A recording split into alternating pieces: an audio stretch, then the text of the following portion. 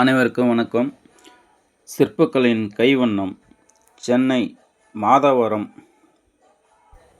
எருக்கஞ்சேரியில் சரியான லொக்கேஷன் பார்த்திங்கன்னா பவித்ரா ஹாஸ்பிட்டலுக்கு ஆப்போசிட் தாங்க இந்த சைட்டு.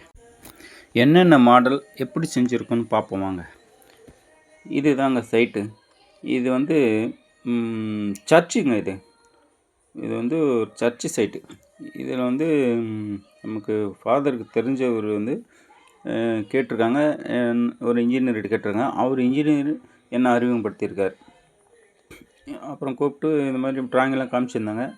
அந்த ட்ராயிங்கில் இருக்கிறது அப்படியே இதில் செஞ்சுருக்குறோம். முதல்ல ட்ராயிங்கை பார்த்துட்டு அதுக்கு எவ்வளோ ஆகுன்றதை பட்ஜெட்டை கட்ட தெளிவாக சொல்லிவிடுவோம். அந்த மாதிரி தான் பேசி ஃபாதர் தான் பேசியிருந்தார். சரி, அவர் இஷ்டத்துக்கு என்ன சொன்னாரோ நாங்கள் ஒரு ரேட் சொல்லியிருந்தோம். அதுக்கு இதுதான் பண்ணணுங்க அப்படின்னா சரிங்க சார்னு சொல்லிட்டு அதை செஞ்சு கொடுத்துட்டோம். ஒரு 3 வாரம் இந்த வேலையை செஞ்சு முடிக்கிறதுக்கு அவருக்கு ரொம்ப திருப்தி, ஹாப்பி அப்படின்னு சொல்லிட்டு நன்றி சொல்லி முடிச்சிருந்தார்.